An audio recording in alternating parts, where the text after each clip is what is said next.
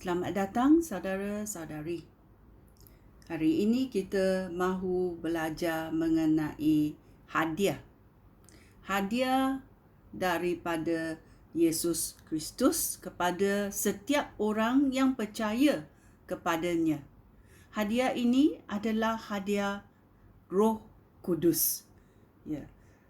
Mana kita tahu bahawa betul-betul Yesus berkata dia akan memberikan Roh Kudus kepada kita. Kita sudah tahu bahawa dalam Yohanes 14 ayat 17 dia berkata, dia Roh Allah yang menunjukkan apa yang benar tentang Allah. Ya. Dalam ayat 15 dia berkata Yesus menjanjikan Roh Allah ini.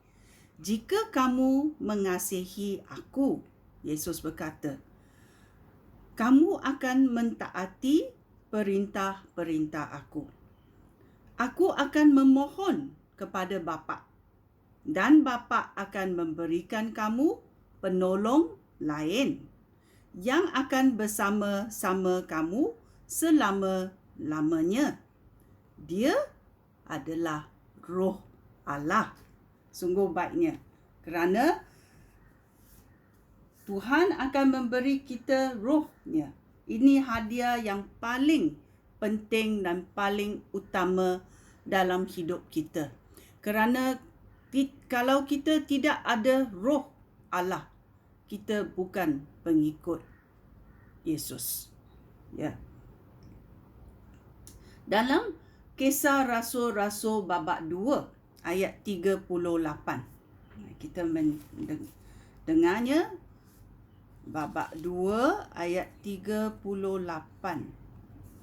Dia berkata, Petrus menjawab, hendaklah setiap orang di kalangan saudara bertaubat daripada dosa, lalu dibaptis demi nama Yesus Kristus, supaya dosa saudara-saudara diampunkan, lalu saudara semua akan menerima pemberian Allah, iaitu Roh Allah.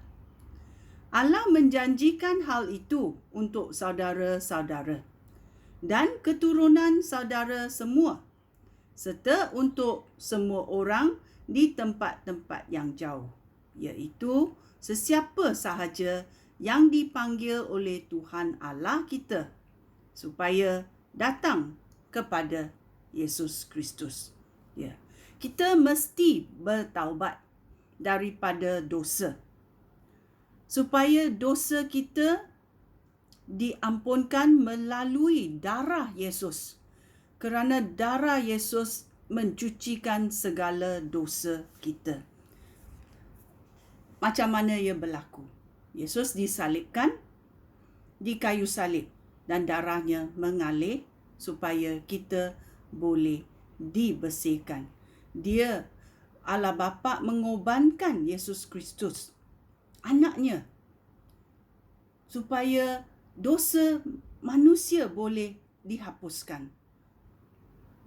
Betapa besarnya kasih Allah Bapa kerana sanggup mengorbankan anaknya supaya kita boleh dibersihkan daripada dosa.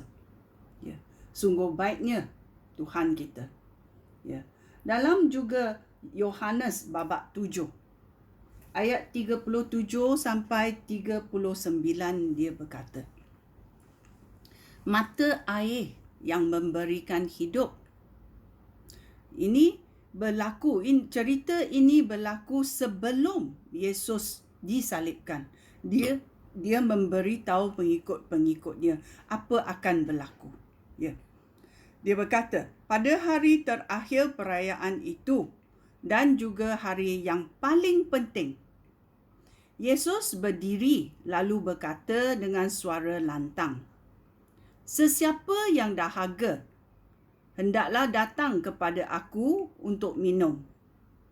Seperti yang ditulis di dalam Alkitab, sesiapa yang percaya kepada aku, dari dalam hatinya akan memancar air, mata air yang memberikan hidup.